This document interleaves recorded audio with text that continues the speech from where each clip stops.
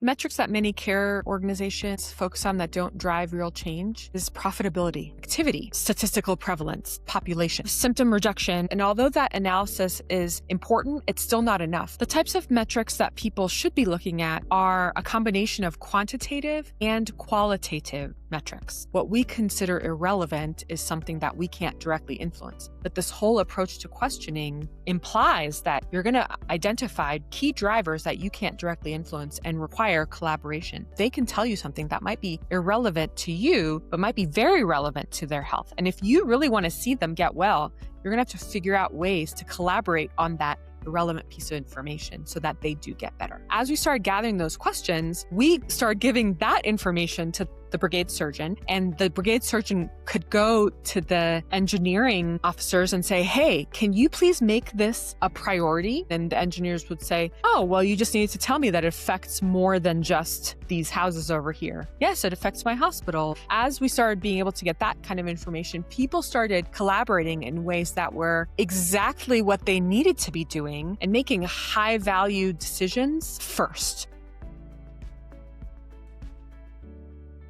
Profitability is unfortunately the number one metric for many organizations when they consider what they're tracking. And then they end up making decisions about how to care for their clients based on what will optimize profitability. That metric has driven this industrial age care system to be built that is not optimal for the type of service that we need to provide patients with complex illnesses. I'm not here to argue that we should be nonprofits and work as volunteers. I understand, and I personally also live in the environment, in the reality that people need to make enough money to sustain their own activities, have some retained earnings for future growth, etc. But if profitability is your primary metric, then you are never going to cure clients with complex illnesses because complex illnesses require a much different approach to care than the industrial model of acute-centered symptom management focused care model that Western medicine has originated from. The secondary symptoms that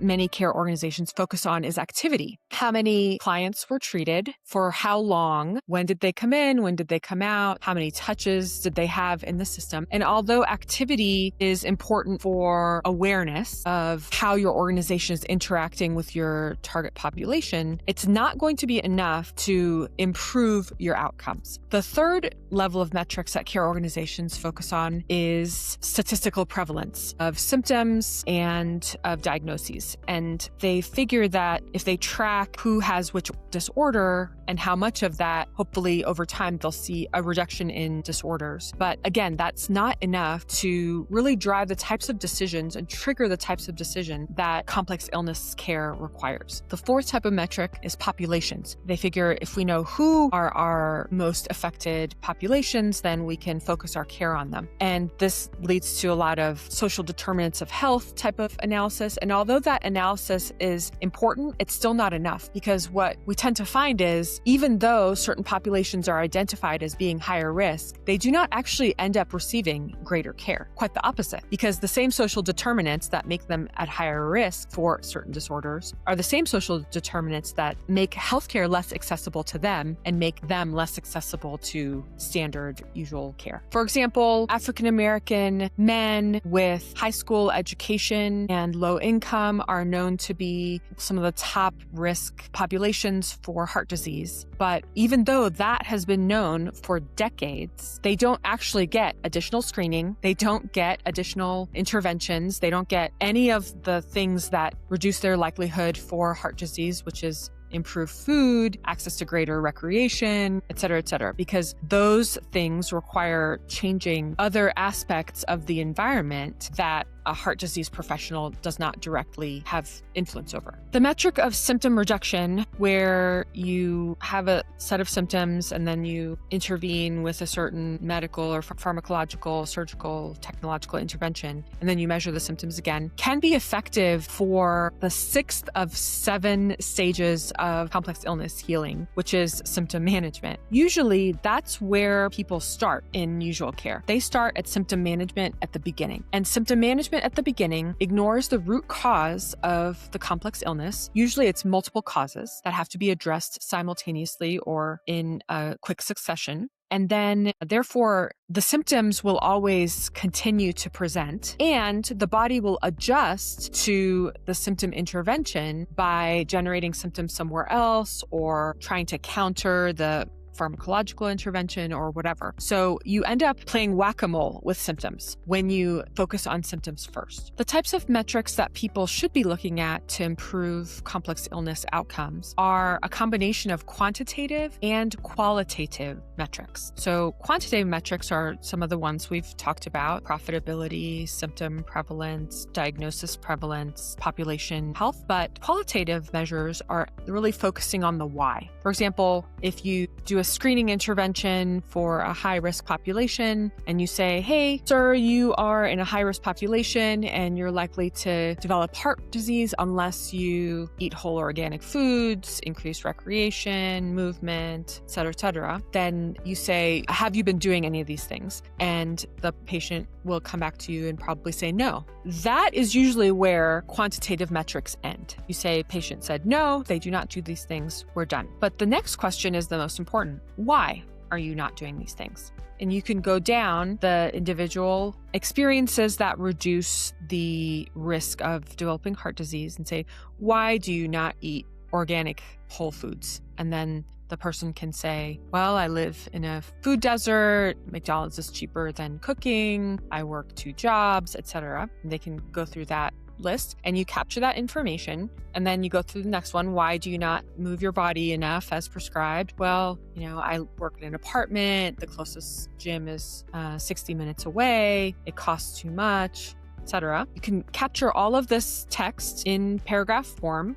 And with today's AI meeting transcribers, it's a very easy experience. And then you can take that information and code it using grounded theory methodology or any other narrative coding methodology to start trying to identify reasons why people aren't not able to reduce their risk, even though they've been identified as high risk. And then that information will identify opportunities for collaboration with the people and organizations that influence those other realms. They should measure why they are not doing the things they know to do. And then in the second half of that, sometimes you have a miracle patient, someone who checks all the boxes for being highest risk of heart disease, yet they're not developing heart disease. They're fully healthy, they're healthier than most people. And those are the people you have to interview and say, why do you think you don't have heart disease? And then try to code their successes as well. This will drive not only the social determinants of health, but this will identify the holistic determinants of health. Everything from the impact of spiritual activities, psychological activities, physiological choices, environmental impacts, capital, health activities, social, and the influential activities. So we can identify relationships between these where perhaps someone says, yeah, I should have heart disease like my dad and his dad and his dad. They all died when they were 40 and I'm 80 and here I am with a really strong heart and I haven't done anything different except I pray all the time. And that can be a very strong indicator to say, okay, this person is showing that an indirect intervention might be as effective, if not more effective, than a direct physiological intervention for this type of care. And then that can identify opportunities to collaborate. So in summary, what I'm saying is care organizations that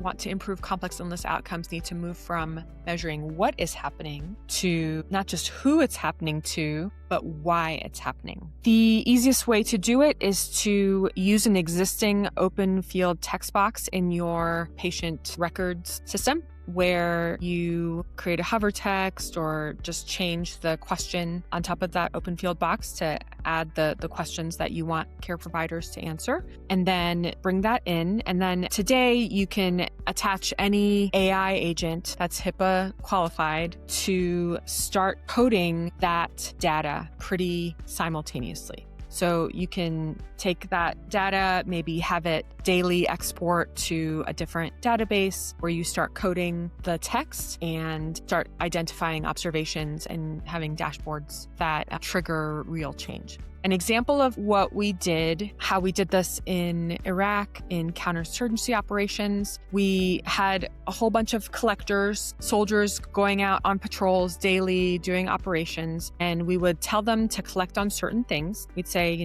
go to this hospital, and while you're there, open the survey and fill it out. How many hospital beds are there? How many generators do you see? How many rooms are there? How many doctors are there? How many nurses are there? And they would fill out that survey. That's quantitative data. And then we would say, after that, go and ask the head administrator of the hospital these questions and, ask them about their capacity and their capability and what they need, and et cetera, et cetera, et cetera. And then at the end of that, we would have an open text box for the soldier that did this observation, the survey, and this interview. And we'd say, what else should we be asking about, or what else should we know that you believe would affect this situation? And that's where the soldiers really started wowing us with their insight. They would say, well, what you really need to know that you didn't ask on your questionnaire is that across the street from this hospital is rumored to be a small insurgency cell, and they are from the opposite sect. So people believe that if they come to this hospital, they will be attacked on their way in or on their way out of the hospital. Or what you really need to know is down the street from this hospital has been a big sewage explosion, pipeline explosion, and that's been not fixed for over 3 months. And infectious diseases have been on the rise in this hospital. So people have stopped coming to this hospital because they're afraid that they're going to get sick on the way in or on the way out. So it's that type of environmental information that we started capturing. There would have been no way for us to know at headquarters without going out on patrol ourselves to ask those kinds of questions. As we started gathering those questions, we started giving that information to the doctor, the brigade surgeon, and the brigade surgeon could go to the engineering officers and say, hey, can you please make fixing this sewage pipe a priority? Like right now, I see it's 32 on your list. Can it be like number 1 or number 2? What can we do to get that to happen? And the engineers would say, oh, well, you just need to tell me that it affects more than just the sewage for these houses over here. Yes, it affects my hospital and this and that and the other. So as we started being able to get that kind of information, people started collaborating in ways that were exactly what they needed to be doing. And then they could really see what was more important to the full environment and making high value decisions first. So 2 really quick things that people can do is to start asking why questions about why a certain intervention is working or not working, or why a high-risk population is experiencing or not experiencing the expected health outcome. And then the second thing is to ask open-ended questions of what else should we be asking that we're not, or what else should we know about your health that we're not, to identify things that you would never even think to ask about. They should be asking this of the clients. And you'd be surprised how many clients want to talk about their health. They want people to be curious about their well-being. And so I believe they would be very willing to answer such questions. The question is, how do you avoid people complaining about irrelevant things? I would say that question has a false assumption that there are many, many, many irrelevant things. What we consider irrelevant is something that we can't directly influence. But this whole approach to questioning implies that you're going to identify key drivers that you can't directly influence and require collaboration. Most people are actually pretty smart about some of the key drivers of their health, even if they've never had any education in health at all. They have an internal sense because our being is created to heal. So they can tell you something that might be irrelevant to you, but might be very relevant to their health. And if you really want to see them get well, you're going to have to figure out ways to collaborate on that irrelevant piece of information so that they do get better. What I'm saying is put a little more trust into your clients and broaden your gaze onto what might be relevant.